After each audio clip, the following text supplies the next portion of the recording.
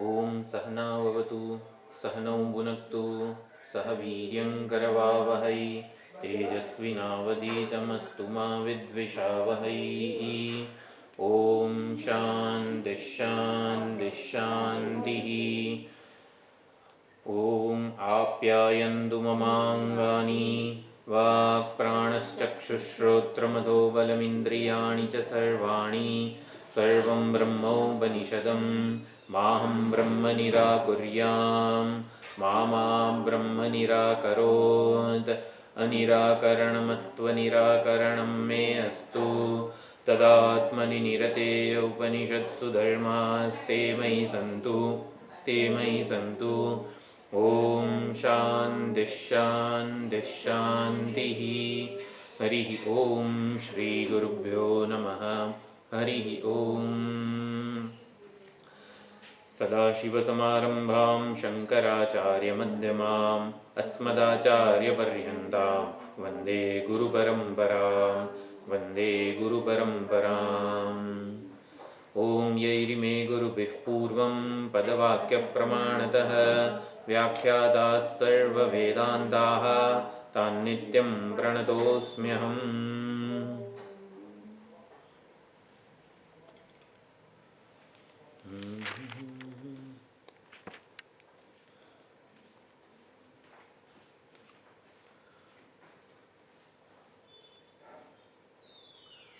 ओम नमो भगवते भूमविद्याचार्याय स्कंदाय ब्रह्मिष्ठाय योगीश्वराय सोपान आरोहणवत शाखाचन्द्रदर्शनवत भूमाख्य निरतिशय तत्वोपदेष्ट्रे सनत्कुमाराय न्यायतः उपसन्नाय मृदितकषायाय कृतकर्तव्याय सर्वविज्ञानसाधनशक्तिसम्पन्नाय निरतिशयश्रेयस्साधनप्राप्तिकामाय त्यक्त उत्तमभिजनविद्यावृत्तसाधनशक्तिसम्पत्तिनिमित्त अभिमानाय सर्वविदे नारदाय देवर्षये च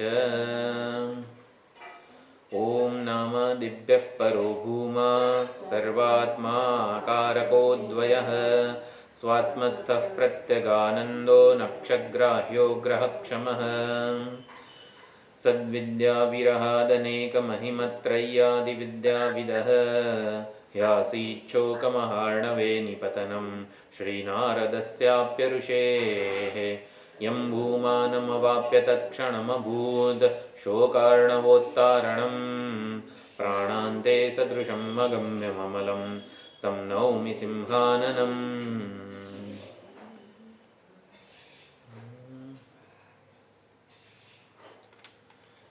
यो वै भूमा तत्सुखम नाल्पे सुखमस्ति। અલ્પમાં સુખ નથી. જે અલ્પ છે એ મર્ત્ય છે, વિનાશી છે, વિકારી છે અને માટે દુઃખાત્મક છે. અલ્પ કેમ દુઃખાત્મક છે? કારણ કે અલ્પ અધિક તૃષ્ણા હેતુત્વાત અધિકની તૃષ્ણા જન્માવે છે. તૃષ્ણા એવ દુઃખ બીજમ. અલ્પ કેવી રીતે દુઃખરૂપ છે, દુઃખાત્મક છે? દુઃખ જ અલ્પનો આત્મા છે. એટલે અલ્પ વસ્તુનું ગ્રહણ થાય ત્યારે દુઃખ સિવાય બીજું કંઈ મળે નહીં. જેમ અગ્નિનો સ્પર્શ થાય તો અગ્નિ દજાડે જ, એના દજાડ્યા સિવાય બીજું કંઈ ના થાય. એવી જ રીતે અલ્પનું ગ્રહણ થાય, અલ્પ સાથે સંયોગ થાય તો ભલે આપણને ગમે તે જેવું સુખ જેવું કંઈક લાગે છતાં એ દુઃખાત્મક છે. દુઃખાત્મક એટલે દુઃખ જ એનો આત્મા છે. આત્મા છે એટલે સ્વરૂપ છે. એટલે દુઃખ વગરની અલ્પ વસ્તુ હોય જ નહીં. અલ્પતા દુઃખરૂપ છે. કેમ અલ્પતા દુઃખરૂપ છે? અલ્પતા શા માટે દુઃખરૂપ છે? આપણે શાશ્વત સુખ જોઈતું હોય તો અલ્પમાં તો દુઃખ જ હોય ને. મને મારા સ્વરૂપથી દૂર લઈ જાય છે. મને મારા સ્વરૂપથી દૂર લઈ જાય છે. જે મારું સ્વરૂપ છે એને ઢાંકી દે છે. મને અન્યથા બતાવે છે, મને ઈચ્છુક અધૂરો બતાવે છે અને પોતે પૂર્ણ થઈ જાય છે. પૂર્ણ એટલે પૂરી થઈ જાય છે. દેશકાળ અને વસ્તુની સીમામાં પરિચ્છિન્ન છે, કેદ છે અલ્પતા. અલ્પતા એટલે શું? બધા દેશમાં ના હોય, બધા કાળે ના હોય, બધી વસ્તુઓમાં ના હોય. દેશકાળ વસ્તુની સીમામાં અથવા તો પરિચ્છિન્ન છે, શરતી છે, નૈમિત્તિક છે. એટલે અલ્પતા એટલે મૃગજળ જેવું જ છે. આદાવંતે ચયન્નાસ્તિ વર્તમાને બી તથા. એ પ્રતીતિ છે, કોકનો વેશ છે, સાચી નથી, મિથ્યા છે, અજ્ઞાન કલ્પિત વસ્તુ છે. અજ્ઞાન કલ્પિત વસ્તુ કોઈ દિવસ આપણને જેવું સુખ જોઈએ છે એવું ન આપી શકે. આ પ્રમાણે દેશકાળ વસ્તુમાં સીમિત છે. અલ્પતા મને બહિર્મુખ રાખે છે, એટલે કે સુખને મારાથી અન્ય રૂપે બતાવે છે. એટલે મને સુખનો માગણ જ રાખે છે અલ્પ વસ્તુઓ બધી. એટલે પણ એ દુઃખરૂપ છે. એટલે અલ્પમાં સુખ નથી. આ એક નિશ્ચય છે, આ વાસ્તવિકતા છે. આવો નિશ્ચય કરવાનો અથવા નિશ્ચય જન્મે ત્યાં સુધી આ વિચારણા કરવાની. પરંતુ નાલ્પે સુખમ અસ્તિ એ વાસ્તવિકતા છે. એટલે વાસ્તવિકતાને અનુરૂપ ચિંતન થવું જોઈએ. વાસ્તવિકતાને અનુકૂળ યુક્તિઓ આપણી પાસે હોવી જોઈએ. યો વૈ ભૂમા તત્સુખમ. અપરિચ્છિન્નતા જ સુખ છે. અપરિચ્છિન્નતા, નિર્નિમિત્તતા, નિર્ભેળ, અખંડ વસ્તુ જ સુખરૂપ છે, કે જેમાં કોઈ પણ ખંડ નથી, સ્વગત સજાતિ વિજાતીય કોઈ ભેદ નથી, કોઈ જુદાઈ નથી. અહીંયા ભૂમા જે શબ્દ વાપરેલો છે એ અપરિચ્છિન્નતા કે નિરતિશય બહુત્વ, નિરતિશય મહાન, કે જેની કોઈ સીમા નથી, નિસ્સીમ મહાન. એના માટે સર્વવ્યાપક વસ્તુ. આકાશ પણ સર્વવ્યાપક છે અને ભૂમા પણ સર્વવ્યાપક જ છે. પરંતુ આકાશ જાગ્રત અવસ્થા પૂરતું જ સર્વવ્યાપક છે. એ સ્વપ્ન અવસ્થામાં આ ભૌતિક આકાશ હોતું નથી. પ્લસ આકાશ જળ છે, પંચમહાભૂતનું કાર્ય છે, પંચીકૃત છે. એટલે પણ એ મુખ્ય અર્થમાં સર્વવ્યાપક કહેવાય નહીં. આકાશ નિર્ગુણ નથી. ભૂમા નિર્ગુણ છે, નિર્વિશેષ છે, માટે એ સુખ સ્વરૂપ છે. તો સર્વવ્યાપકતાનો ખ્યાલ જન્માવવા માટે આકાશનું દૃષ્ટાંત આપવામાં આવે છે. હકીકતમાં આકાશ મુખ્ય રૂપે, મુખ્ય અર્થમાં સર્વવ્યાપક નથી. સર્વવ્યાપક એટલે નિરતિશય મહાન, જેને દેશની કાળની કોઈ સીમા ન હોય.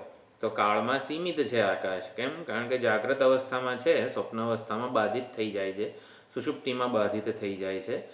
આકાશની સંવિત હોય, દેશની સંવિત હોય ત્યાં સુધી જ આકાશનું અસ્તિત્વ જણાય છે. એટલે આકાશને સત્તા અને સ્ફૂર્તિ તો હું એટલે કે મારી સભાનતા એને પ્રદાન કરે છે. આકાશનું જ્ઞાન ક્યારે થાય? જેમ કે કાળ વસ્તુ મિથ્યા છે કઈ રીતે ખબર પડે? આપણે એવો સ્વામીજીનો એવો સુંદર કંઈક ક્લાસ હોય, આપણને ખબર પણ ના પડે કે 1 કલાક થઈ ગયો. તો કાળની સંવિત રહેતી નથી. એટલે કાળ જ્યારે દ્રષ્ટા પ્રકાશે ત્યારે જ એ જણાય છે. તો એવી જ રીતે દેશની સંવિત એટલે કે દેશની સભાનતાને જ આકાશ કીધું છે. એટલે જે દેશમાં પરિવર્તન થાય વગેરે એ જે સભાનતા છે એને જ આકાશ કીધું છે. એટલે આકાશ આવી રીતે પરપ્રકાશ્ય છે, જળ છે. એને જ્યારે ચૈતન્ય ઉજાળે, સત્તા સ્ફૂર્તિ પ્રદાન કરે ત્યારે જ એ ઓળખી શકાય છે, એની સંવિત હોય છે. એટલે સર્વવ્યાપક અર્થ મુખ્યત્વે ભૂમાનો જ છે. સર્વવ્યાપક, નિરતિશય મહાન, કોઈ પ્રકારના ભેદ કે જુદાઈ વગરનો આ ભૂમા છે. તો ભૂમાનું લક્ષણ આપ્યું ગયા વખતે, યત્ર નાન્યત પશ્યતિ નાન્યત શૃણોતિ નાન્યત વિજાનાતિ સ ભૂમા. યત્રનો અર્થ આપણે કર્યો, યત્ર ઇન ધ સ્ટેટ ઓફ ડેલિબરેશન અપન ભૂમા. એટલે કે જ્યારે ભૂમાના વાસ્તવિક સ્વરૂપનું અન્વેષણ થતું હોય એવી અવસ્થામાં. તો અવસ્થા શરૂઆતમાં જેને ડિક્શનરી મિનિંગ કહેવાય યત્રનો એ આ છે. પરંતુ જેમ જેમ આપણે યત્ર ઉપર વિચાર કરીએ, એટલે કે ભૂમાના સ્વરૂપ ઉપર વિચાર કરીએ, ત્યારે ખબર પડે છે કે ભૂમા તો વાસ્તવિકતા છે, વર્તમાન વસ્તુ છે. ઐક્ય, અખંડ, જેમ કે અસ્થિભાતિ પ્રિય જે છે, સર્વવ્યાપક છે, સ્વયં પ્રકાશ છે, એને જ અહીંયા ભૂમા કીધું છે. કે એમાં કોઈ પ્રકારનો ભેદભાવ વગરનો ખ્યાલ, એની ઓળખ આપવા માટે. તો ભૂમા એટલે શું? અપરિચ્છિન્નતા. તો યત્ર એટલે શું? એટલે ભૂમા એ કોઈક આવી રીતે વિચાર દ્વારા પ્રાપ્ત થતી કોઈ અવસ્થા હોય એવું પણ નથી. ભૂમા વાસ્તવિકતા છે, અત્યારની હાલની વાસ્તવિકતા છે, હકીકત છે આપણા વિશેની. આપણા વિશેની એ હકીકત છે. એટલે યત્ર કહીને આપણે ભૂમાને ભવિષ્યમાં પ્રાપ્ત થનારી કોઈ રોમાંચક વસ્તુ ન સમજીએ. યત્ર એટલે વર્તમાન, અત્યારે. તો એવો પણ અર્થ છે. જે છે તે ભૂમા છે. યત્ર નાન્યત પશ્યતિ નાન્યત શૃણોતિ નાન્યત વિજાનાતિ સ ભૂમા. એનો અર્થ શું થયો? જે છે એ ભૂમા છે. સર્વમ ખલિદમ બ્રહ્મ.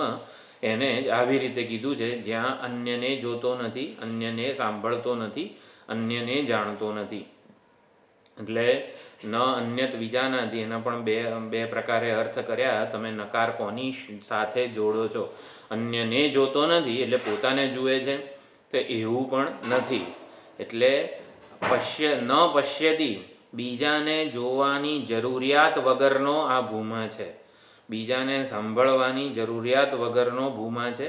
બીજાને જાણવાની જરૂરિયાત વગરનો આ ભૂમા છે. અન્ય દર્શનનો પ્રતિષેધ અહીંયા થઈ રહ્યો છે. અન્ય બુદ્ધિનો, જુદાઈનો, દ્રષ્ટા દૃશ્ય દર્શન, ભોગતા અને ભોગ્ય, આ જે દ્વૈત છે, જુદાઈ છે, મારા કરતાં મોબાઈલ જુદો છે વગેરેથી આપણે સમજ્યા હતા કે એ ભેદ આપણે કલ્પેલો છે. એટલે અજ્ઞાન કલ્પિત આ ભેદ છે. કોઈ પણ વસ્તુ અજ્ઞાન કલ્પિત છે એવું કઈ રીતે ખબર પડે? જેમ કે વીંટી છે અને બંગડી છે. તો વીંટી અને બંગડીનો ભેદ અજ્ઞાન દ્વારા કલ્પાયેલો છે, માટે એ મિથ્યા છે, ખોટો છે. બંગડી અને વીંટી વચ્ચેનો ભેદ અજ્ઞાન કલ્પિત છે. એટલે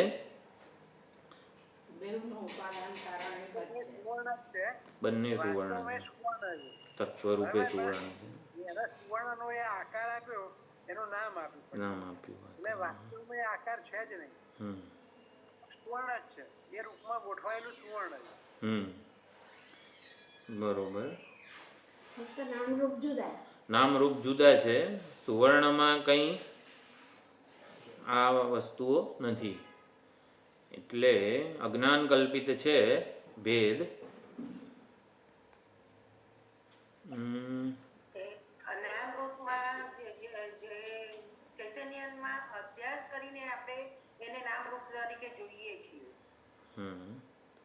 એટલે અજ્ઞાન કલ્પિત છે. હકીકતમાં તો ચૈતન્ય જ છે. આપણે અભ્યાસ કરીને આપણે એને ચૈતન્યમાં અભ્યાસ કરે છે. બધા સર્વનામ પારમાર્થિક સત્તા અને વ્યવહારિક સત્તા બે અલગ છે. બંને આમ જોઈએ જો શબ્દ બરોબર પકડજો. વીંટી અને બંગડી વચ્ચેનો ભેદ અજ્ઞાન કલ્પિત છે. આપણે ભેદને અજ્ઞાન કલ્પિત સમજવાનો છે. વીંટીન બંગડીને જે હોવું એ હોવાની છૂટ આપીએ. સુવર્ણ જ છે, પણ આપણે જે નામ આપ્યું વ્યવહાર ચલાવવા માટે કે ભાઈ આ કહેવાય કે આ સુવર્ણ બંગડી કહેવાય, એટલે અધ્યારોપ કર્યો છે. આપણે સુવર્ણ ઉપર અધ્યારોપ કર્યો છે. જો ભેદ કોને કહેવાય ને એ જ આપણે હંમેશા યાદ રાખવાનું છે. ભેદ અથવા તો દ્વૈત બુદ્ધિ કે ભેદને ભ્રમ રૂપે સમજવાનો છે. ભ્રમ એટલે જ અજ્ઞાન કલ્પિત વસ્તુ. એક હિમશિલા છે અને બીજી નાની હિમશિલા છે. એક મોટી હિમશિલા અને બીજી નાની હિમશિલા, બંને વચ્ચેનો ભેદ અજ્ઞાન કલ્પિત છે. એક જ વસ્તુ સમજાવવાનો પ્રયત્ન કરું છું. ભેદ અજ્ઞાન કલ્પિત છે એટલે શું એમ?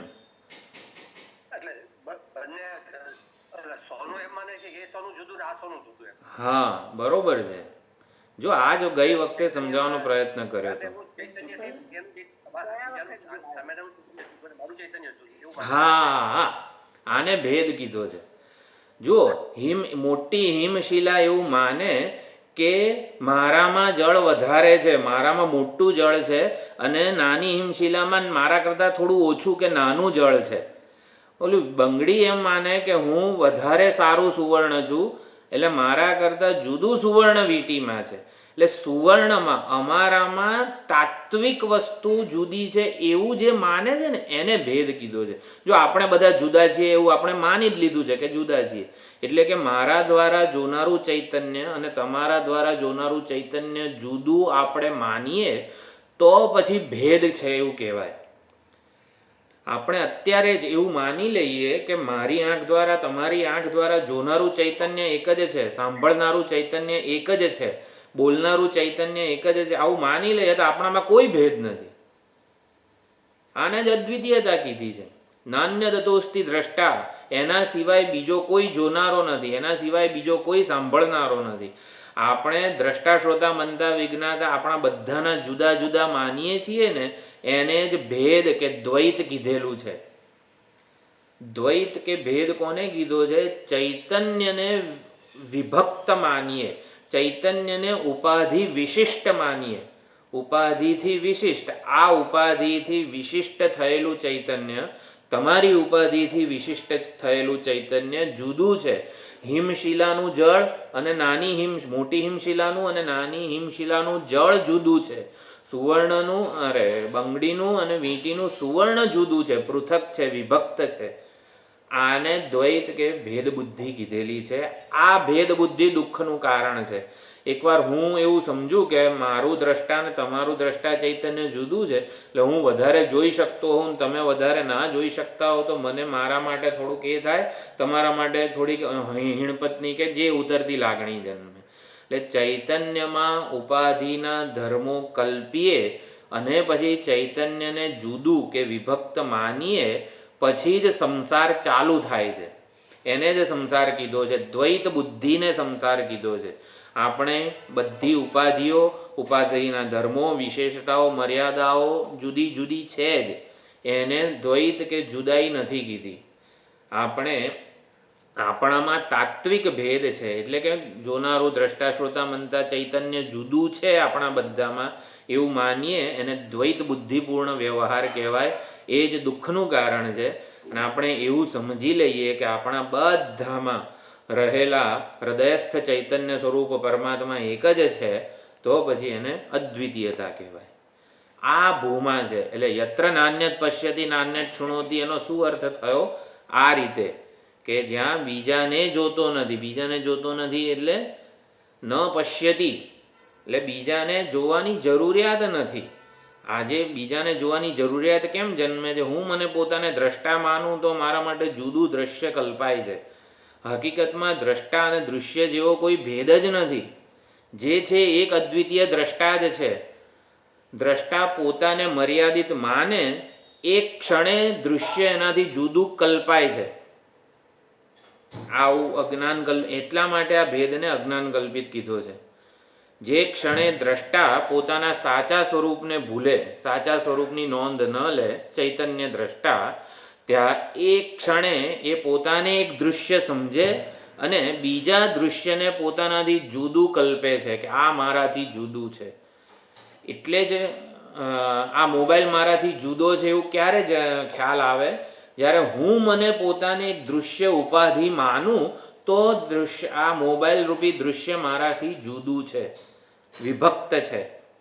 અને જ્યારે હું મને પોતાને આ દૃશ્ય ઉપાધિ રૂપે ના માનું કે હું આ ઉપાધિમાં રહેલું ચૈતન્ય છું, જે ચૈતન્ય આ ઉપાધિથી સ્વતંત્ર છે, આ ચૈતન્ય કે ભૂમા જે આનંદ, સતચિત આનંદ, સ્વયં પ્રકાશ, સ્વયં સિદ્ધ ચૈતન્ય છે, એ હું છું એવું હું મને ક્લેમ કરું, ત્યારે મારી સભાનતામાં જેવો આ દેહ છે એવી જ રીતે મારી સભાનતામાં આ મોબાઈલ છે. એટલે મારી સભાનતામાં રહેલી વસ્તુ બધી જ મારાથી અનન્ય છે. અનન્ય છે એટલે જુદી નથી. એટલે કોઈ દૃશ્ય મારાથી જુદું નથી. આખા બ્રહ્માંડને પ્રકાશનારું હું એક ચૈતન્ય સ્વરૂપ છું. એટલે ચૈતન્ય સ્વરૂપે પોતાને ક્લેમ કરીએ ત્યારે આ દ્વૈત નથી રહેતું. કયું દ્વૈત? દ્રષ્ટા દૃશ્યનું દ્વૈત. દ્રષ્ટા એટલે હું જોનારો અને જગત દૃશ્ય, એને દ્વૈત નથી કીધું. દૃશ્ય એસેન્શિયલી મારાથી જુદું છે. એટલે દૃશ્યનું અસ્થિભાતિ પ્રિય જુદું છે અને મારું દ્રષ્ટાનું અસ્થિભાતિ પ્રિય જુદું છે. એ ભેદ અજ્ઞાન કલ્પિત છે. બીજી રીતે સમજાવું આ ભેદ અજ્ઞાન કલ્પિત છે એટલે શું. જ્યારે આપણે કહીએ કે વીંટી અને બંગડીનો ભેદ અજ્ઞાન કલ્પિત છે એટલે વીંટી અને બંગડીનો વચ્ચેનો ભેદ અજ્ઞાન કલ્પિત છે એવું સમજવું છે બીજી કોઈક યુક્તિથી.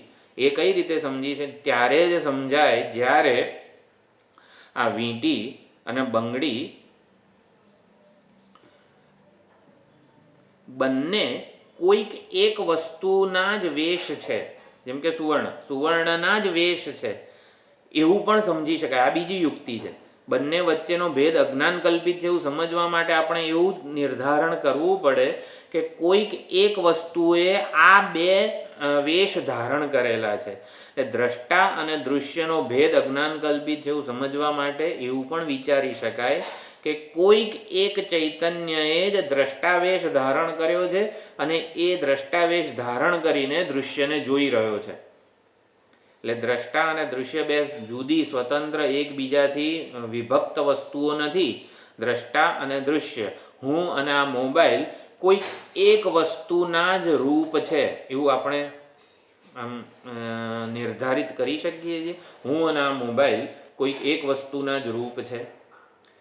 આવું ક્યારે સમજાય? જ્યારે બંગડી એ પણ એક નામરૂપ છે, વીંટી એ પણ એક નામરૂપ કર્મ પ્રયોજન છે. નામરૂપ પ્રયોજન બંને જુદા છે પરંતુ એ બંને રૂપે બંને વેશ ધારણ કરનાર એક અખંડ સુવર્ણ જ છે. એટલે કે એક અખંડ સુવર્ણ ઉપર બે નામરૂપ પ્રયોજનનો અધ્યારોપ થયો છે. એમ એક ચૈતન્ય ઉપર આ ઉપાધિમાં રહેલું ચૈતન્ય એવો અધ્યારોપ થયો અને એક ચૈતન્ય ઉપર આ મોબાઈલ નામરૂપ પ્રયોજન રૂપી અધ્યારોપ થયો. એક ચૈતન્ય ઉપર અનેક નામરૂપ પ્રયોજનનો અધ્યારોપ થયો એને સર્જન કે અનેકતા કીધી છે. એટલે હકીકતમાં એસેન્શિયલી આ બધા ભેદ છે એવું નથી. જીવ જગત ઈશ્વર બધા 6 પ્રકારના ભેદ કીધેલા છે.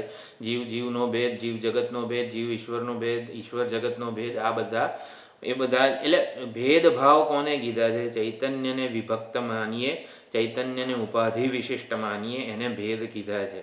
અને અભેદ એટલે આમ બધું ભેગું થઈ જાય ને એવું બધું કંઈ અભેદ નથી. અભેદ એક દર્શન છે. અભેદ એ વાસ્તવિકતા છે. એટલે અભેદને કે અદ્વિતીયતાને આમ આપણે જન્માવવાની છે, કેળવવાની છે એવું નથી. અદ્વિતીયતા વાસ્તવિકતા છે. આપણા બધામાં રહેલું ચૈતન્ય એક જ છે એટલે એ વાસ્તવિકતા છે. તો કરવાનું છે શું? આપણે અદ્વિતીયતાને ભૂમાને ક્લેમ કરવાની છે. દાવો કરવાનો છે. એમાં અહંભાવ કે તાદાત્મ્ય સ્થાપિત કરવાનું છે. હું વિષયનો ખ્યાલ જે છે એ આપણે આ ભૂમાના સ્વરૂપથી આપણે સુધારવાનો છે કે હું એક દ્રષ્ટા છું એવું નથી. દ્રષ્ટા તો વેશ છે. દ્રષ્ટારૂપી વેશ ધારણ કરનારો જે ચૈતન્ય છે એ હું છું અને એ ચૈતન્ય તો બધામાં છે. ક્ષેત્રજ્ઞમ ચાપી મામ વિદ્ધિ સર્વ ક્ષેત્રેષુ ભારત. આ બધી જ વસ્તુઓ એકદમ નિર્ધારણ. એટલે એટલા માટે આ ભૂમા વગેરેનું જે આપણે અત્યારે અધ્યયન કરી રહ્યા છીએ એ શાંતિથી આપણે એ પ્રમાણે આ બધો જ ક્લાસ નિધિધ્યાસનના જ છે. આ જ પ્રમાણે વાસ્તવિકતાના દર્શનને આપણે ક્લેમ કરીએ, એનો દાવો કરીએ આપણા સ્વરૂપે. એટલે ભૂમાના સ્વરૂપનું જે વિચાર કરવામાં આવે છે એને એ જે છે એ સ્વરૂપનું અન્વેષણ એને પોતાના સ્વરૂપે હોવાનો દાવો કરવાનો છે. એટલે હાજી स्वरूप अन्वेषण में जब एग्जाम्पल सोने बगड़ी और अंगूठी का लेते हैं तो वो एग्जाम्पल बेसिक कंटेंट सोना मीन्स वो पैलेटेबल होता है, वो समझ में आ जाता है. परंतु ये मोबाइल और मैं હું અને મોબાઈલ એક જ કન્ટેન્ટના બનેલા છે એ જરા મગજમાં બેસવાળામાં તો ઇટ ઇઝ આગ્રહ છે. તો આમ જોવા જઈએ ને તો આપણે જે અધ્યયન કરેલું છે એ જાણે કે યાદ છે આપણને એવું માની લઈએ. એટલે કે મોબાઈલનું જે તત્વ છે જેમ કે વીંટીનું સુવર્ણ હતું એવી રીતે મોબાઈલનું તત્વ ચાલો તમે કહેશો અસ્થિભાતિ પ્રિય, પણ એવું કંઈ આપણે વિચાર્યું છે? એટલે મોબાઈલનું જે તત્વ છે એનો નિર્ધારણ 6થા ચેપ્ટરમાં થયું સ એશો અણિમા ઐતદાત્મ્યમિદમ સર્વમથી. અને એ ઐતદાત્મ અણિમા એ તત્સત્યમ સ આત્મા તત્વમસી એમ કરીને આપણાથી અભિન્ન સ્વરૂપે, એટલે છઠ્ઠા ચેપ્ટરની વિચારણા. અત્યારે આપણે જે ધ્યાન શ્લોક બોલીએ છીએ સૌથી છેલ્લા ત્રૈયાદિ મહિમા જે છે એમાં આ જ વસ્તુ કીધી છે, યાસિત શોક મહાર્ણવે નિપતનમ વગેરે. એટલે ધ્યાન શ્લોકમાં પણ આખા છઠ્ઠા ચેપ્ટરની વિચારણાનો સાર છે જ. ચાલો તમે જે પૂછ્યું સુવર્ણ વીંટી અને બંગડીમાં, તો ચલો સુવર્ણ આપણને દેખાય છે માટે, પણ મારામાં મોબાઈલમાં વળી એક તત્વ જેવું નથી દેખાતું. તમે પછી અણિમાનું એક્ઝામ્પલ લીધું તો એના હિસાબે પછી સૂક્ષ્મતમ જે તત્વ છે એ મારું અને મોબાઈલનું એ એક જ કહેવાય. એવી રીતે પછી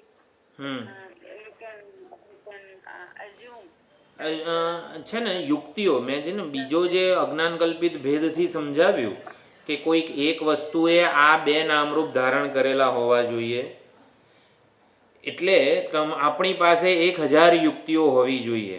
આનાથી થોડુંક સમજાય તો બીજું પાસું છે ને બીજી યુક્તિથી સમજાશે. જો અવિદ્યા કે અજ્ઞાન શું કરે છે, આપણને સાચા સ્વરૂપનો વિચાર જ કરવા દેતી નથી. હું કોણ છું ને આ જિજ્ઞાસા જ જન્માવા દેતી નથી. એટલે જિજ્ઞાસા જન્મે હું ખરેખરો કોણ છું, શું આ શરીર જ છું કે શરીરથી પૃથક કોઈક વસ્તુ છું, જે ચૈતન્ય વગેરે જે આપણે ચલો વેદાંતથી ખબર પડી. પણ આ શરીર ઊંઘનારો જો આ હું જ હોઉં તો ઊંઘી જઈને સ્વપ્ન જોનારો કોણ છે, ઊંઘી જનારો કોણ છે વગેરે વગેરે રીતે હું, હા, એ આત્મ જિજ્ઞાસા તો જન્મે આપણામાં કે હું ખરેખરો કોણ છું. તો સ્વપ્નના દ્રષ્ટાંતથી પણ સમજી શકાય, જેવો હું મને ખરેખરો જાણતો નથી ત્યારે મારા કોઈક ઔપાધિક રૂપની કલ્પના થાય છે અને મારાથી જુદા એવા જગતની પણ કલ્પના થાય છે. સ્વપ્નમાં કેવું થાય છે, હું મને જાણતો, હું ઋષિ છું એવું મને નથી જાણતો, એટલે જ સ્વપ્નનું કોઈક શરીર જે છે એમાં તાદાત્મ્ય કરું છું અને મારાથી જુદા, એટલે સ્વપ્નના શરીર કરતાં જુદા એવા જગતની પણ કલ્પના કરું છું. અવિદ્યાનો વિષય અને અવિદ્યાનો આશ્રય આ બંને આવી જ રીતે છે. અજ્ઞાનને લીધે જે ચૈતન્યનું સ્વરૂપ વાસ્તવિક સ્વરૂપ જણાતું નથી, અને એટલે અજ્ઞાનને લીધે ચૈતન્યનું જે સ્વરૂપ ઢંકાઈ જાય છે એ જ જીવ કહેવાય છે. એટલે જીવ, જેને હું કહું છું ઋષિ, એ ચૈતન્ય સ્વરૂપ પરમાત્માનું ઢંકાયેલું રૂપ છે.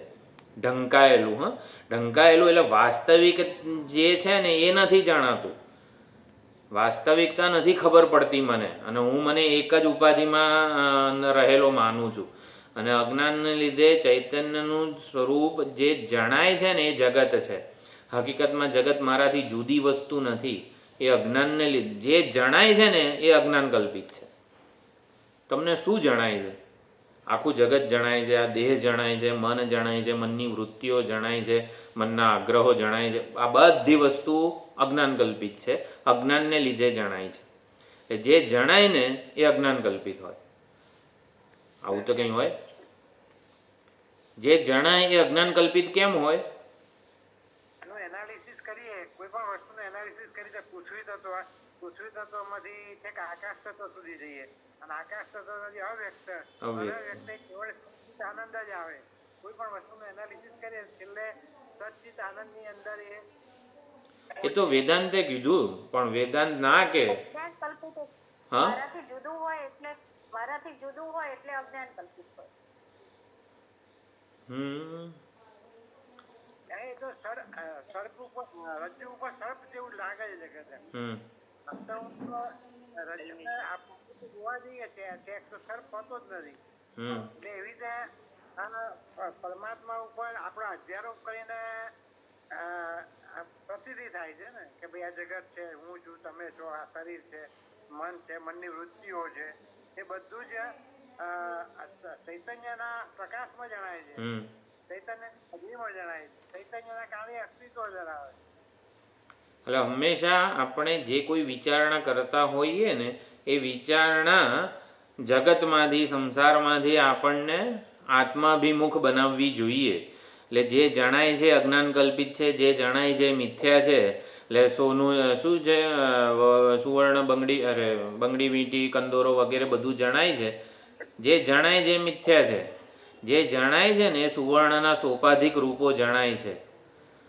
એટલે જે જણાય છે ચૈતન્યના જ ઔપાધિક રૂપો છે. દ્રષ્ટા, દૃશ્ય, દર્શનના બધી વસ્તુઓ સોપાધિક છે, નિરુપાધિક કોઈ દિવસ જણાય નહીં.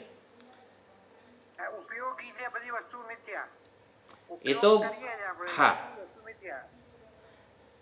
એટલે આ બધી જે કહે છે ને એ જે સ્ટેટમેન્ટ હોય ને એની પાછળ આપણી યુક્તિ હોવી જોઈએ, એમ વાત છે.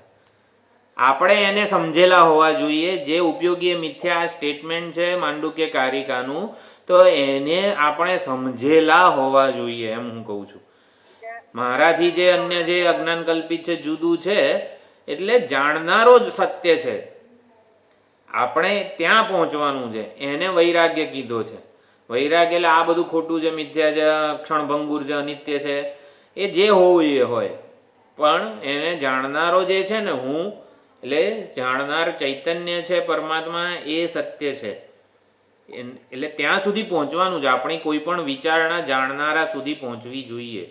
જગત સંસાર જે છે એ આવી રીતે શું કહેવાય, દુઃખદ છે, ક્ષણભંગુર છે, અનિત્ય છે, અને બધું જે થવું એ થાય એનું, પણ જાણનારો સત્ય છે ત્યાં સુધી તો પહોંચવું જ જોઈએ. બરોબર. હા, એટલે દ્વૈત બુદ્ધિ, દ્વૈત ભ્રાંતિ વગેરે આપણે ઘણો વિચાર કર્યો. અહીંયા નાન્યત પશ્યતિ, નાન્યત શૃણોતિ વગેરેથી બધી ત્રિપુટીનો બાદ કરવામાં આવેલો છે. કે નિષેધ મુખે જે કંઈ પ્રતિપાદન થઈ રહ્યું છે આ બધું, કે જેનો નિષેધ થાય, કોનો નિષેધ થાય છે? ના સતો વિદ્યતે ભાવ, ના ભાવો વિદ્યતે સતઃ. એટલે જેનો નિષેધ થાય છે એ હકીકતમાં હોતું જ નથી. મૃગજળનો જ નિષેધ થાય. જે ના હોય ને એનો જ નિષેધ થાય. હકીકતમાં જે ન હોય છતાં માનવામાં આવે છે મૃગજળ, એનો જ નિષેધ થાય. યત્ર નાન્યત પશ્યતિ, અન્યને જોતો નથી અને જોતો નથી, બંને રીતે આપણે નને જોડીએ, નિષેધ હંમેશા મિથ્યા વસ્તુનો જ થાય. જે હોય એનો કોઈ દિવસ નિષેધ ના થાય. જે નથી જ, માથાના શિંગડા, એનોય નિષેધ ના થાય. પરંતુ જે નથી છતાં છે એવું માનવામાં આવે છે, આ સંસાર, દ્રષ્ટા દૃશ્યનો ભેદ, અન્ય બુદ્ધિ વગેરે બધું અજ્ઞાન કલ્પિત વસ્તુનો જ નિષેધ થાય. જે વસ્તુ અજ્ઞાનને લીધે કલ્પાયેલી છે એનો જ નિષેધ થાય. એટલે યત્ર નાન્યત પશ્યતિથી કંઈક રહસ્યમય વસ્તુ કહેવામાં આવે છે એવું નથી. જે હકીકતમાં વાસ્તવિકતા છે, પરંતુ એ કોઈક રીતે અજ્ઞાનને લીધે જણાતી નથી, અજ્ઞાનને લીધે અન્યથા પ્રતીત થાય છે, તો એ અન્યથા પ્રતીતિનો નિષેધ કરવામાં આવે છે. દ્રષ્ટા દૃશ્યનો ભેદ સાચો નથી, ભોગતા ભોગ્યનો ભેદ સાચો નથી. જો દ્રષ્ટા અને દ્રશ્ય એ ચિત્તનું વિવર્ત છે, સત ચિત્ત આનંદ એવું જે કીધેલું છે, તો દ્રષ્ટા અને દૃશ્ય એ ચિત્ત, જ્ઞાતા અને જ્ઞેય, દ્રષ્ટા અને દૃશ્ય એ ચિત્ત અંશનું વિવર્ત છે. ભોગતા અને ભોગ્ય આનંદ અંશનું વિવર્ત છે. આનંદ જ ભોગતા અને ભોગ્ય રૂપે કલ્પાયેલો છે અજ્ઞાનને લીધે. એટલે ચૈતન્ય સ્વરૂપ પરમાત્માનું જે આનંદ સ્વરૂપ છે એ જ ભોગતા અને ભોગ્યના વિવર્ત રૂપે જણાઈ રહ્યું છે. ચિત્ત જે છે ચિદંશ એ જ જ્ઞાતા અને જ્ઞેયના વિવર્ત રૂપે જણાઈ રહ્યું છે. અને સત અંશ કેવી રીતે વિવર્ત છે?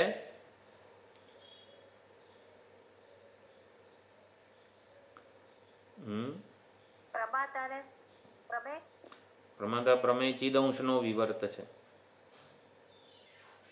આનંદ અંશનો ભોગતા અને ભોગ્ય.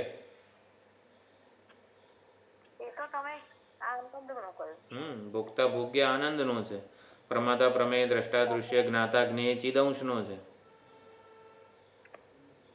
સદંશનું વિવર્ત આપણને સત એટલે કે અસ્તિત્વ સ્વરૂપ જે નિરુપાધિક અસ્તિત્વ છે એ કેવી રીતે જણાય છે?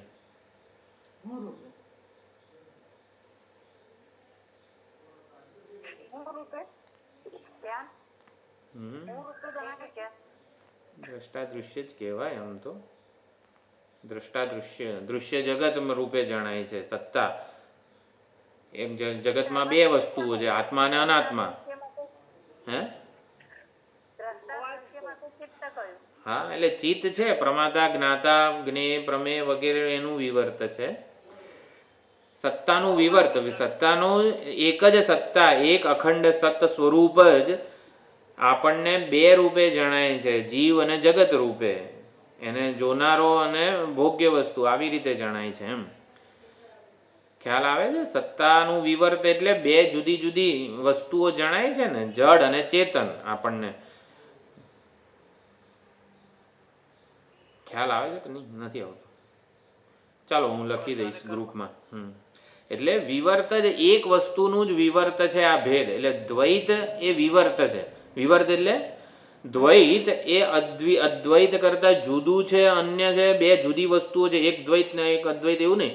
દ્વૈત એ અદ્વૈતનું જ વિવર્ત છે. વિવર્ત એટલે વિપરીતેન વર્તનમ. અજ્ઞાનને લીધે અદ્વૈત જ દ્વૈત રૂપે કલ્પાય છે. એટલે આ પ્રમાણે ભૂમા પણ અન્યત, જે જો ભૂમાની જે વ્યાખ્યા છે ને, યત્ર નાન્યત ક્યાં ગઈ આમાં?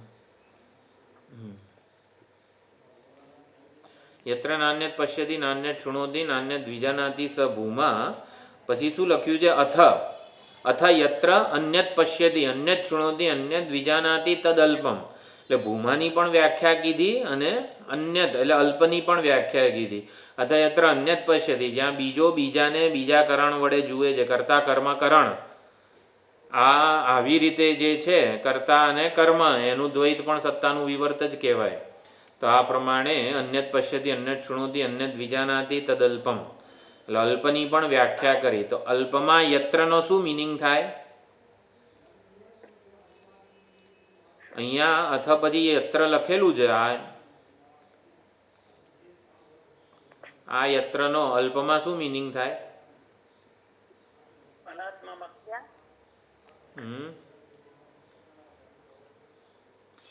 હવે જ્યારે અન્યને જુએ છે, અન્યને સાંભળે છે, અન્યને જાણે છે, તદલ્પમ, તે અલ્પ છે.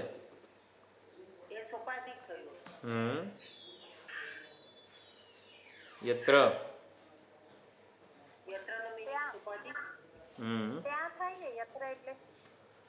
એટલે તમે પહેલા નહોતા. યત્રનો ભૂમામાં શું અર્થ કર્યો?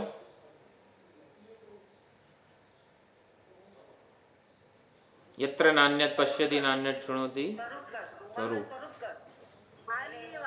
વાસ્તવિકતા, રિયાલિટી અર્થ કરેલો. બરોબર? રિયાલિટી અથવા તો વાસ્તવિકતા. અને અહીંયા યત્રનો શું અર્થ થશે જ્યારે બીજો બીજાને જુએ? મિથ્યા. મિથ્યા અજ્ઞાન અવસ્થા. અજ્ઞાન અવસ્થામાં જ યદિતર શું છે? મૈત્રેય બ્રાહ્મણમાં સૌથી છેલ્લું છે ને, યત્ર હિ દ્વૈતમિવ ભવતિ તદિતર ઇતરમ પશ્યતિ ઇતર ઇતરમ જિઘ્રતિ ઇતર ઇતરમ શૃણોતિ ના, તે બધું.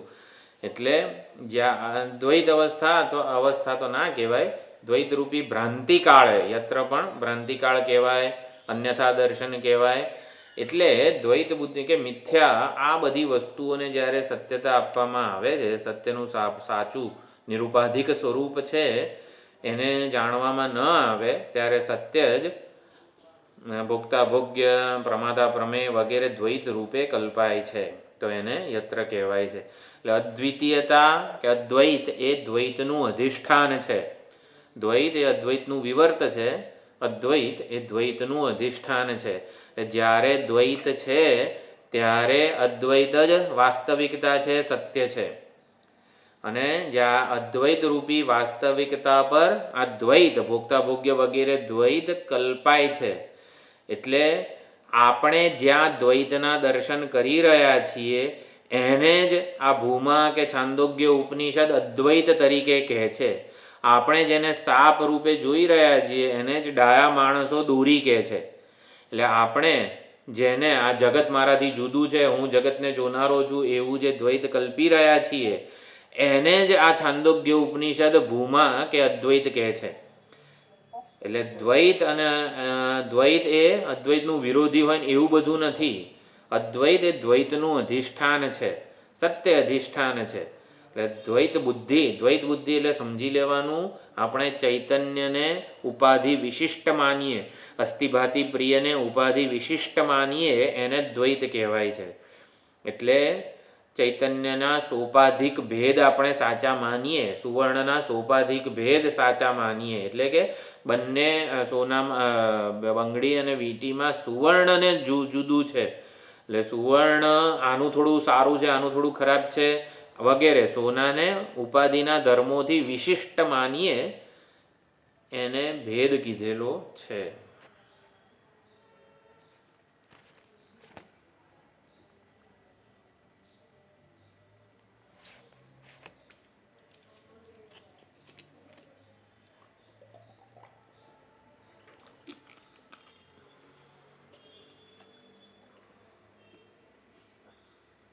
Recording in progress.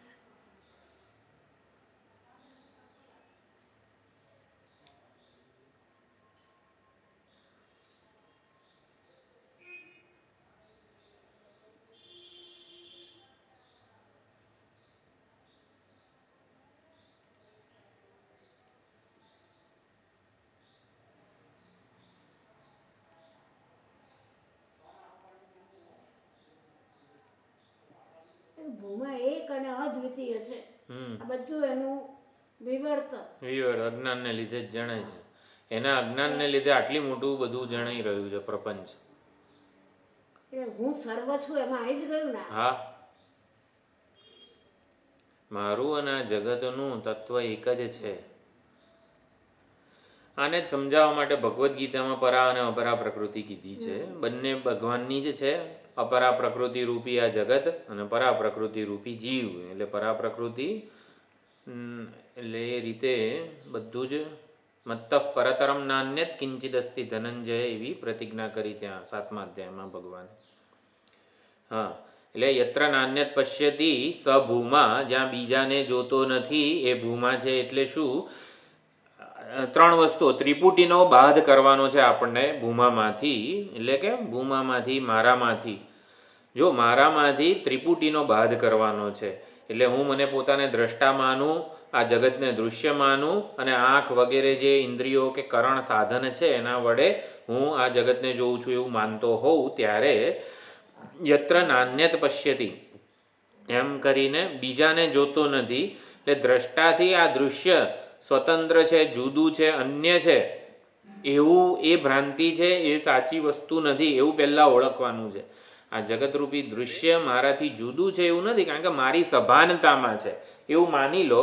આ મોબાઈલને હું પ્રકાશું છું, મોબાઈલને હું સત્તા અને સ્ફૂર્તિ પ્રદાન કરું છું.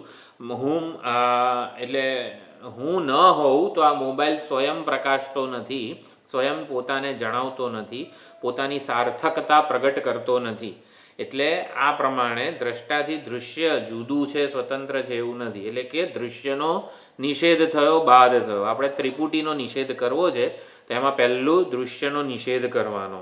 જેવો દૃશ્યનો નિષેધ થાય, મોબાઈલ મારાથી અન્ય સ્વતંત્ર પૃથક નથી, તો મોબાઈલ જોવાનું જે કરણ છે, સાધન, એટલે દર્શનની, આંખની જરૂરિયાત નથી.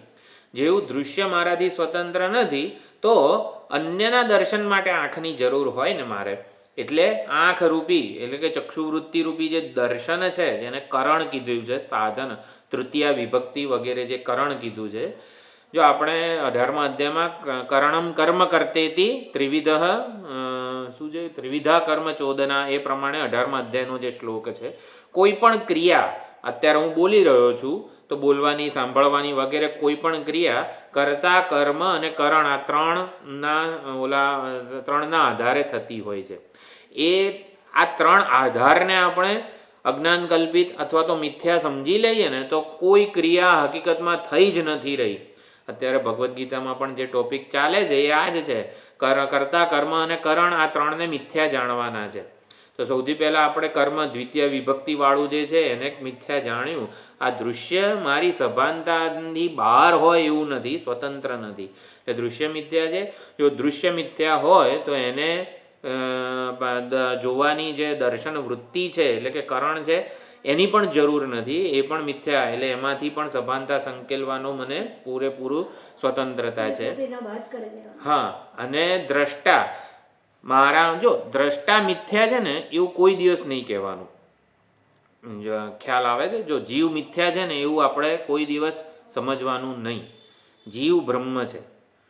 એટલે જગત મિથ્યા છે પણ જીવ બ્રહ્મ છે. એટલે દ્રષ્ટા મિથ્યા છે ને એવું આપણે નથી સમજવાનું.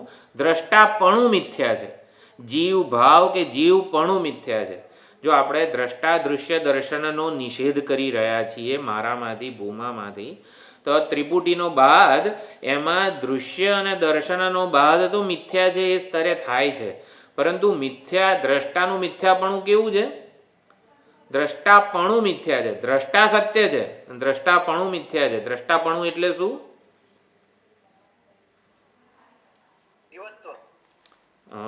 બરોબર. હા, દ્રષ્ટાપણું વેશ તરીકે સમજીએ ને તો વધારે સરળતાથી બેસી જાય કે ભાઈ આ દ્રષ્ટા બી મારો વેશ છે અને દ્રશ્ય મારું વેશ છે.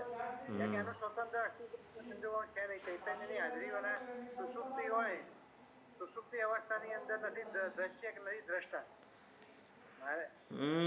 દ્રષ્ટા નથી ને એવું નહીં આપણે બોલીએ એમ.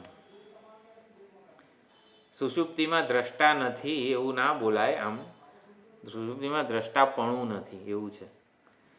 જો હંમેશા જીવને મિથ્યા કે જીવ નથી ને એવું બધું આપણે નહીં કહીએ, કારણ કે જીવ રૂપે સાક્ષાત પરમાત્માએ પ્રવેશ કરેલો છે. જીવ રૂપે જે જણાઈ રહ્યો છે ને આપણને, આ કરતા ભોગતા સંસારી, હું, ઋષિ વગેરે, જીવ રૂપે જે જણાઈ રહ્યો છે ને, it is none other than પરમાત્મા. એ જ સાક્ષાત આ કૃષ્ણ છે, રામ છે, શંકર છે, શિવજી છે, જે છે. એટલે પરમાત્મા જ છે. એટલે જીવ મિથ્યા કોઈ દિવસ આપણે નહીં કહીએ, દ્રષ્ટા મિથ્યા નહીં કહીએ આપણે. આવું ખ્યાલ આવે છે? તો દ્રષ્ટા મિથ્યા દ્રષ્ટાપણું મિથ્યા છે એવું જ આપણે સમજવાનું છે હંમેશા. મારામાં રહેલું દ્રષ્ટાપણું મિથ્યા છે. તો પ્રજ્ઞાબેને કહી દીધું, દ્રષ્ટા રૂપી વેશ મિથ્યા છે.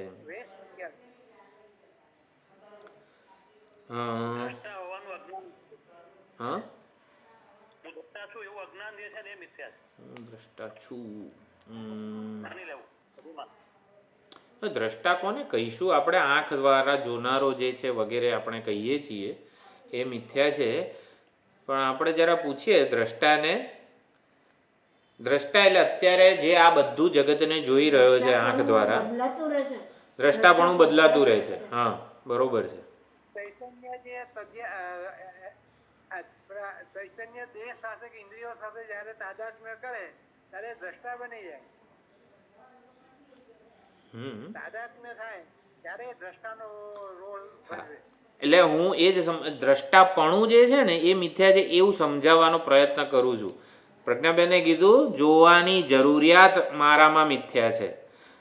મારા કરતાં અન્યને મારે છે ને આ મોબાઈલ જોવો છે, આ જગતને જોવું છે, બધા રૂપ રંગને જોવા છે. શેના માટે જોવા છે?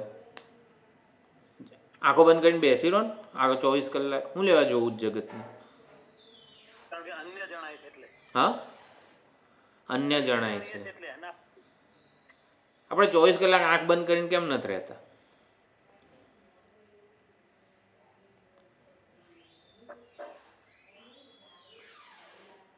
જો દ્રષ્ટાપણું મિથ્યા છે, કીધું કે જોવાની જરૂરિયાત મારામાં સાચી નથી, અજ્ઞાન કલ્પિત છે. બરોબર? રૂપ રંગને ના જોઉં ને તો મને સંતોષ ના થાય. આમ મને ઘણા બધા રૂપ રંગ જોવા છે. એક ના એક વ્હાઈટ કપડાં નહીં, હું સરસ રંગબેરંગી કપડાં પહેરું.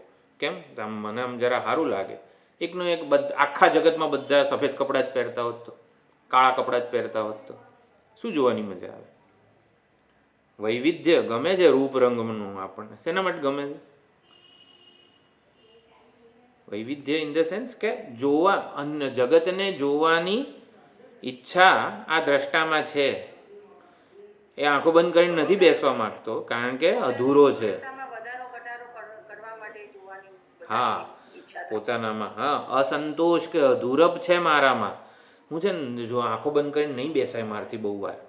ધ્યાનમાં માંડ અડધો કલાક કાઢું છું, પછી નહીં બેસાય મારથી આંખો બંધ કરીને.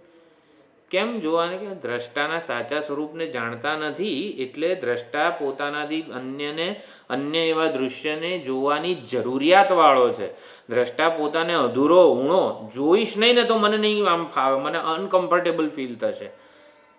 આપણે કહીએ છીએ એ શું ઓલું દ્રષ્ટા જો દર્શનની જરૂરિયાત જ તારામાં અજ્ઞાન દ્વારા કલ્પાયેલી છે. સૂર્યને આંખો ખોલીને જોવું છે આમ આખા જગતને, એટલે ભાઈ જરૂર જ નથી તારે. તું આખા જગતને પ્રકાશી રહ્યો છે. ખાંડને ભોગતા બનવું છે, ગળપણના ખાંડને ગળપણના ભોગતા બનવું છે, કે મારે રસગુલ્લું ચાખવું છે એવી ઈચ્છા કોને જન્મી? ખાંડને. શેના માટે? પોતાને ભૂલી ગઈ એટલા માટે.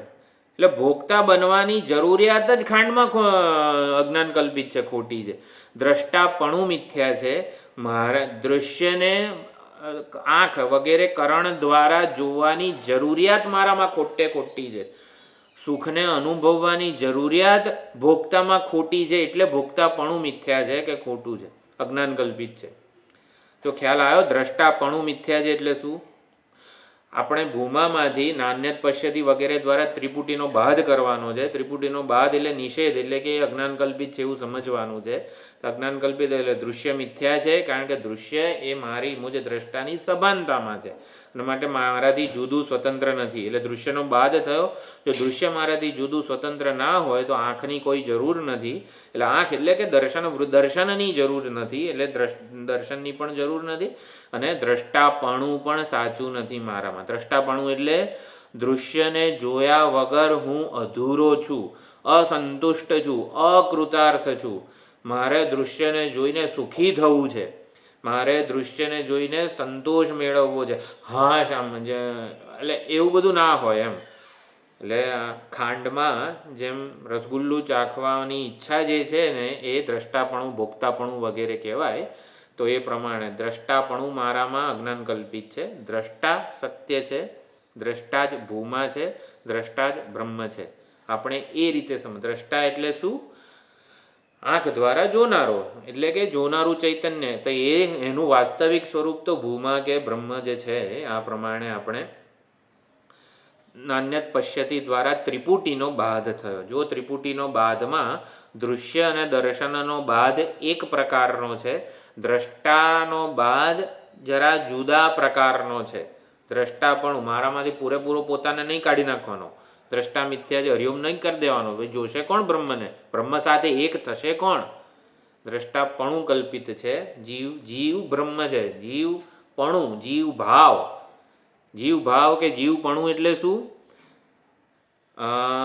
અધૂરપ જે છે, પછી એટલે અજ્ઞાનને લીધે જે અધ્યાસ વગેરે જે છે એને લીધે અધૂરપ જણાય છે.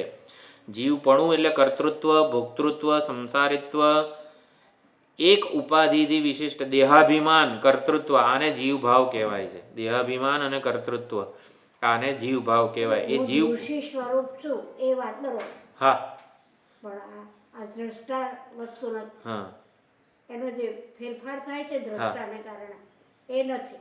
હા, એટલે મારામાં વાસ્તવિકતા શું છે એ આપણે સમજીએ. એટલે દ્રષ્ટા દૃશ્ય દર્શન અજ્ઞાનને લીધે મારામાં જણાય છે. જો આંખ જુદી છે મારા કરતાં, એવું બધું સમજવાની જરૂર નથી. આંખની જરૂર નથી. ચૈતન્યને આંખની જરૂર છે ખરી? ચૈતન્યને આ મોબાઈલ પ્રકાશવા માટે આંખની જરૂર છે? આંખ ના હોય તો મોબાઈલ ક્યાં જણાય? ચૈતન્યને જણાય છે? તો આંખની જરૂર છે ને ચૈતન્યને.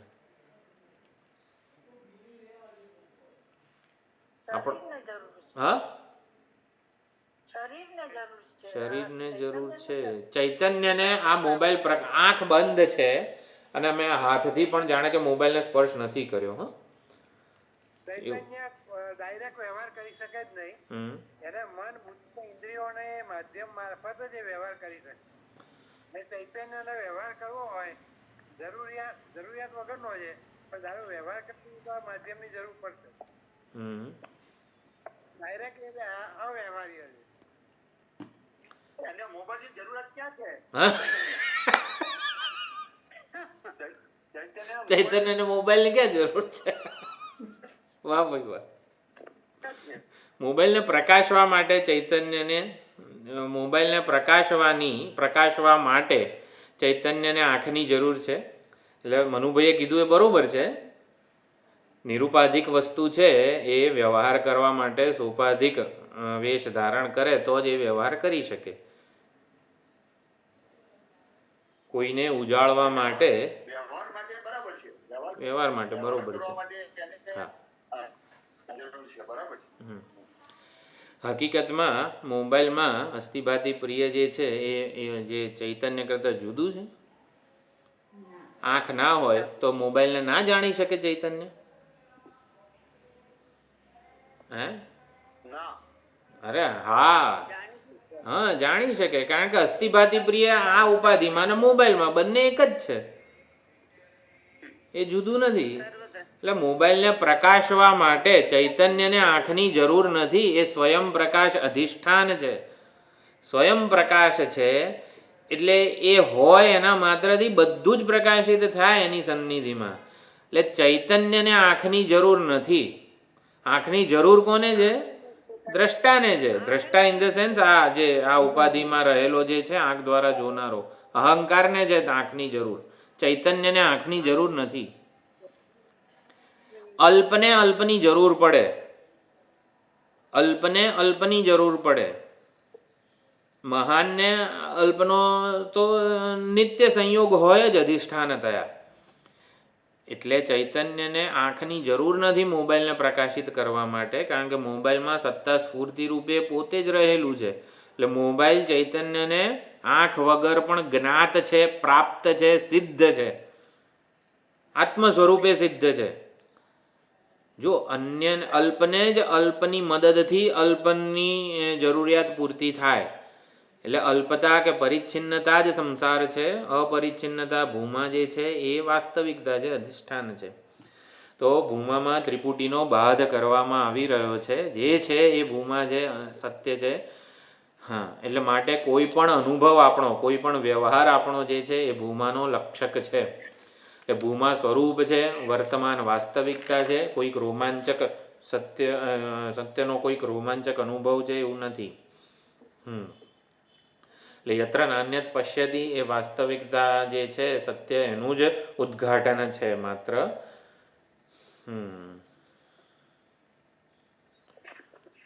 તો બિંબ ભૂમાનું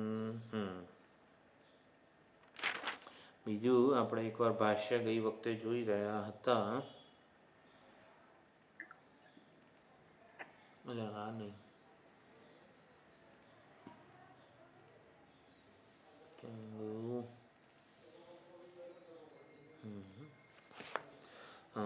આ તો યદ અલ્પમ વગેરે કીધું છે.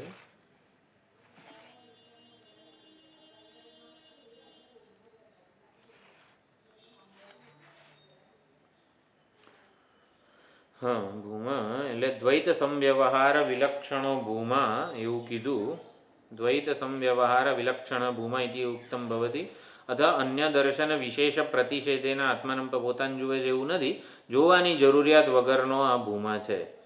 ક્રિયાકારક ફળ ભેદ જે છે એ જ એક ભૂમામાં નથી. એટલે સંસાર અનિવૃત્તિ વગેરે બધું નિર્વિશેષ એક દર્શનાદિ ક્રિયાકારક ફળભેદ અભ્યુગમ છે. એટલે ક્રિયાકારક ફળભેદ વગેરે જે છે એ શબ્દ માત્ર છે, ખાલી વાણીમાં જ છે. હકીકતમાં આ મોબાઈલ માર્કેટ જુદું વગેરે બધું હકીકતમાં નથી, એ શબ્દ માત્ર જ છે. અન્ય દર્શન અભાવ ઉક્તિ પક્ષે અપી એ પણ આપણે ગઈ વખતે જોઈ ચૂક્યા છીએ. એટલે બીજાને જેમ કે એક ખાલી ઓરડો હોય તો બીજા કોઈને જોતો નથી, પણ બીજા થાંભલા વગેરે શૂન્ય ગૃહે અન્યત ન પશ્યતિ ઇતિ ઉક્તે સ્તંભાદીનામ આત્માનમ ચ ન પશ્યતિ ઇતિ ગમ્યતે. આ થાંભલા વગેરે ભીત વગેરેને તો જુએ છે, પોતાને તો જુએ છે. એમ ભૂમામાં બીજાને જોતો નથી, પરંતુ આમ પોતાને જુએ છે અને આમ બધું એવી રીતે જુએ છે એવો પણ અર્થ નથી. તત્વમસી ઇતિ એકત્વ ઉપદેશાત. તો તત્વમસી એમ કરીને ઉપદેશ આપવામાં આવેલો છે. અધિકરણ અધિકર્તવ્ય ભેદ અનુપપત્તે હે. એટલે અધિકરણ અને અધિકર્તવ્ય ટેબલ ઉપર ઘડો હોય તો અધિકરણ ટેબલ છે, અધિકર્તવ્ય ઘડો છે, આધાર આધેય. તો અધિકરણ અને અધિકર્તવ્ય એવો ભેદ જે છે, જુદાઈ, એનો નિષેધ કરવામાં આવેલો છે.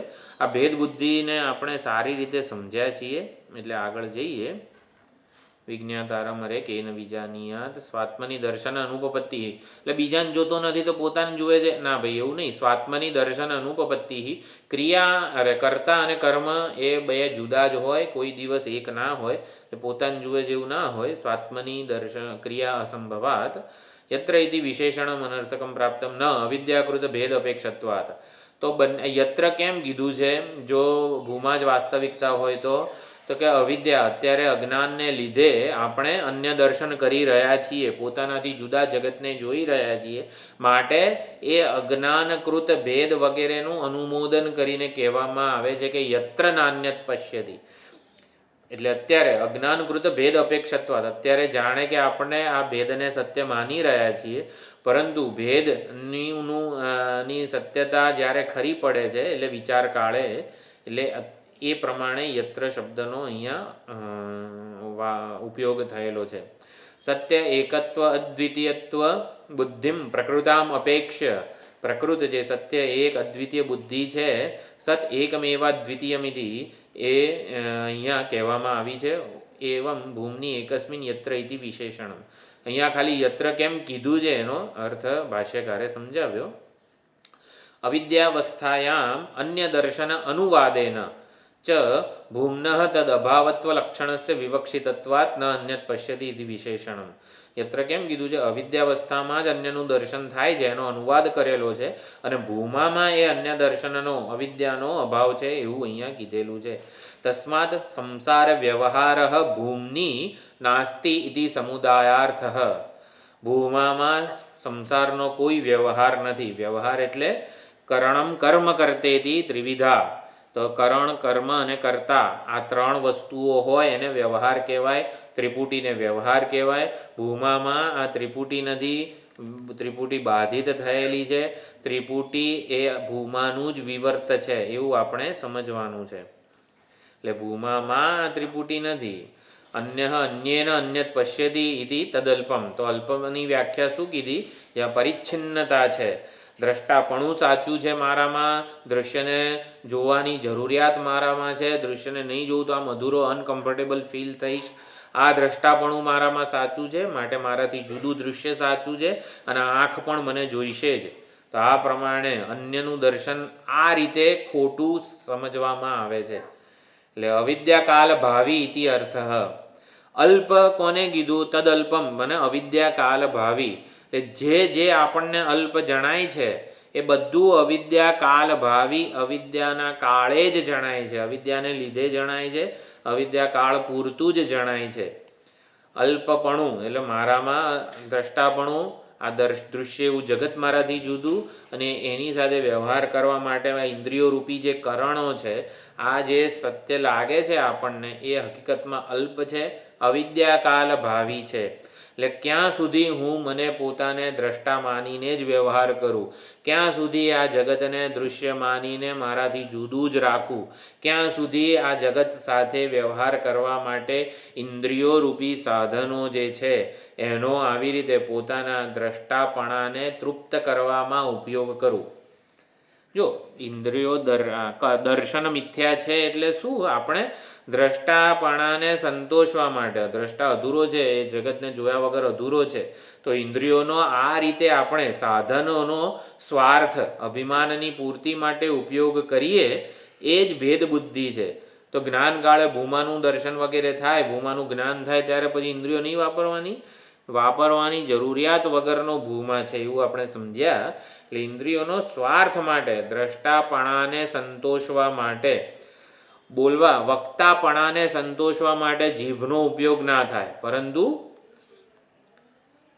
એટલે સ્વાર્થ માટે ના થાય આ જીભનો, ઇન્દ્રિયોનો જ્યારે આપણે આવી રીતે બીજાના લાભ માટે, પરોપકાર માટે, સમષ્ટિ કલ્યાણ માટે ઉપયોગ કરીએ, અનુદ્વેગ કરમ વાક્યમ સત્યમ પ્રિય હિતમ ચ યતન, આ તે બધું વાંગ તપસ અથવા તો સાત્વિક વાણી વગેરે બોલવાનું જે 17મા અધ્યાયમાં વગેરેમાં કીધેલું છે ગીતાના, એ પ્રમાણે આપણે કરીએ તો આ ભેદ એટલે ત્રિપુટીને સત્યતા આપી નથી એવું જ સમજવાનું.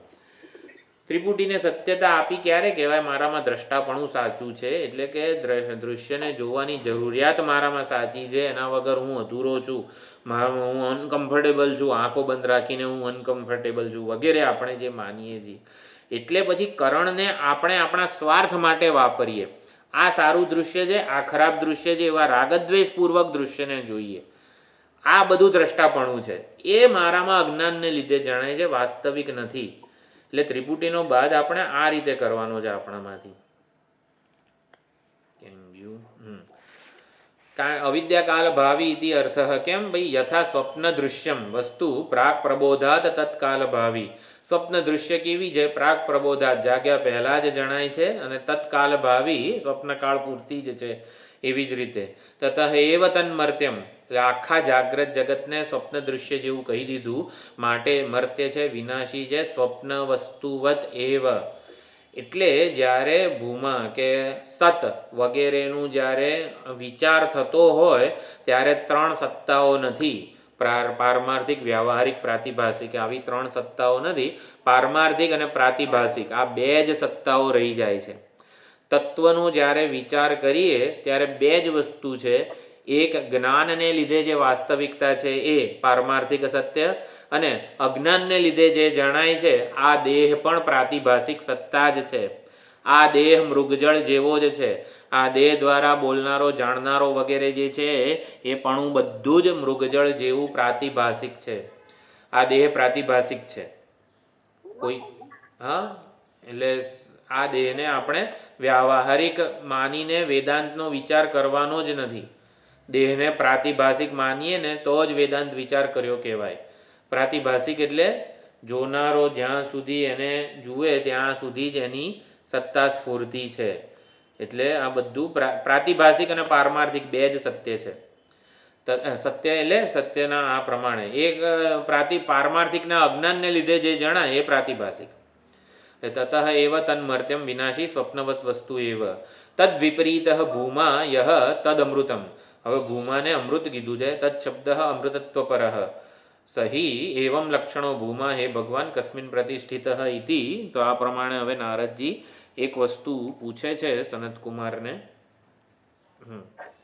એકવાર આપણે બીજું કંઈ રહી ગયું છે આમાં. એટલે પ્રાતિભાષિક સત્ય એટલે અજ્ઞાન કાળે જે પ્રતીતિ થાય છે એને પ્રાતિભાષિક સત્ય કહેવાય. તો પ્રાતિભાષિક સત્ય સ્વપ્ન અથવા તો મૃગજળ, આ બે વસ્તુને પ્રાતિભાષિક આપણે સમજીએ તો એ અજ્ઞાન કાલ ભાવી એવું કીધું છે. એટલે અજ્ઞાનને લીધે જ એની પ્રતીતિ છે. તો જ્ઞાન બાધ્ય, તો પ્રાતિભાષિક વસ્તુનો નાશ. અત્યારે નાશની સુંદર ચર્ચા થઈ ભગવદ્ ગીતામાં. સ્વામીજીએ બહુ સુંદર એનો વિવેક આપ્યો. નાશ કોને કીધો છે? અંતવંત ઇમે દેહાહા, એ જે શ્લોક હતો એમાં આ બધા દેહ અંતવાળા છે એવું જે કીધું. એટલે આ બધા મૃગજળ ને જેવા જ છે. આ દેહનો નાશ કોને કીધો છે? આ દેહ બધા અંતવાળા છે. એટલે દેહનો નાશ કે દેહનો અંત કોને કીધો ભગવદ્ ગીતામાં? વાંચ્યું જ નથી.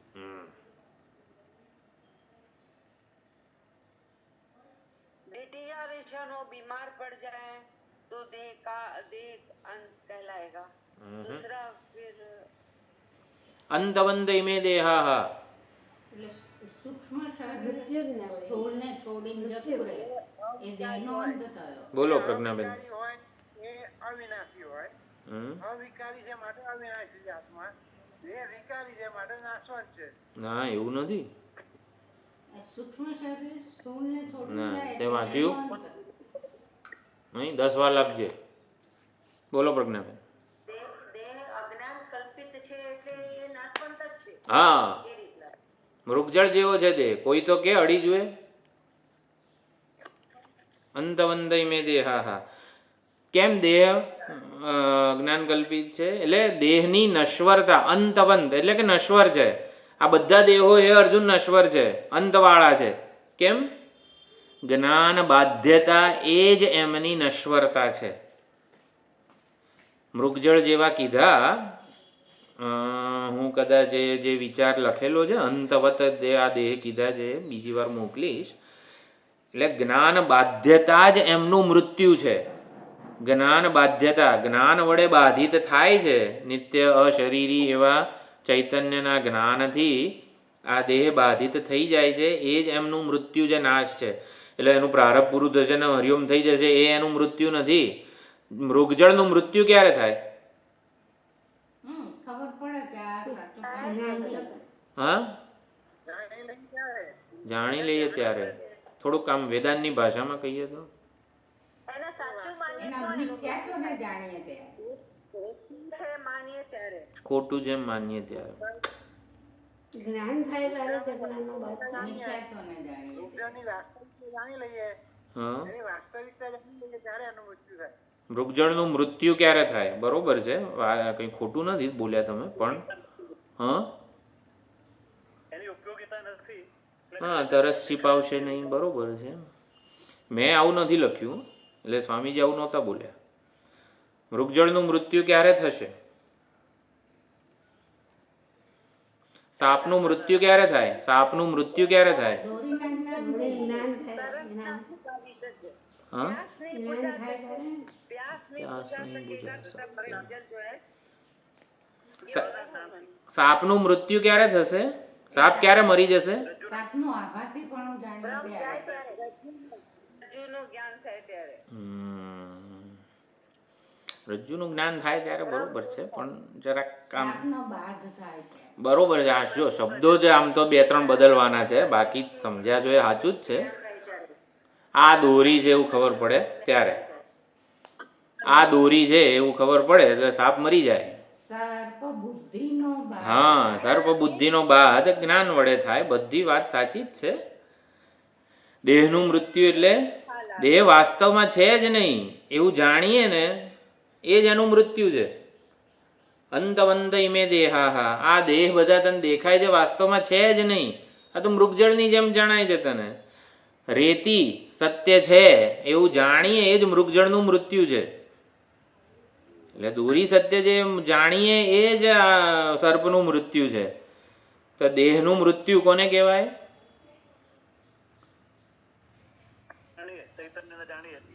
નિત્યસ્ય અશરીરિણ, એ પ્રમાણે આપણે સમજી લઈએ. આ શરીરમાં રહેનારો જે નિત્ય અશરીરી છે એ જ હકીકતમાં સત્ય છે. એ પ્રમાણે જ્યારે આપણે ખબર પડી જાય એ જ દેહનું મૃત્યુ છે. અત્યારે દેહ મરેલો જ છે. અત્યારે આપણે આ વિચાર કાળે આવું સમજીએ, દેહ પ્રાતિભાષિક સત્તા છે, દેહ અજ્ઞાનને લીધે જણાય છે, દેહ પ્રાતિતિક છે. પ્રાતિતિક અજ્ઞાનકાલીન પ્રતીતિ જ છે, એટલે જ્ઞાન બાધ્યતા જ મર્ત્યતા છે.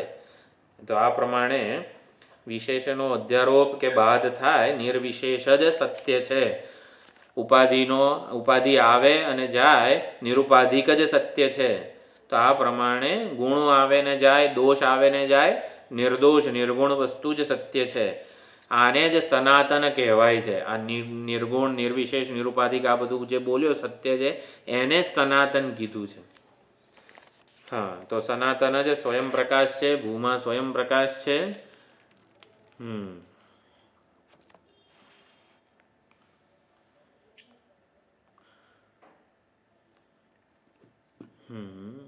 ચાલો હજી થોડુંક અહીંયા. હા, વાંધો નહીં. ચાલો આવતી વખતે આ એક નારદજી એક પ્રશ્ન પૂછે છે, આવો ભૂમાની ક્યાં પ્રતિષ્ઠિત છે વગેરે, એ આવતી વખતે જોઈશું, પછી આગળ વિચારીશું. ઓમ પૂર્ણમદ પૂર્ણમિદં પૂર્ણાત પૂર્ણમુદચ્યતે પૂર્ણસ્ય પૂર્ણમાદાય પૂર્ણમેવાવશિષ્યતે. ઓમ શાંતિ શાંતિ શાંતિ. હરિ ઓમ શ્રી ગુરુભ્યો નમઃ. હરિ ઓમ.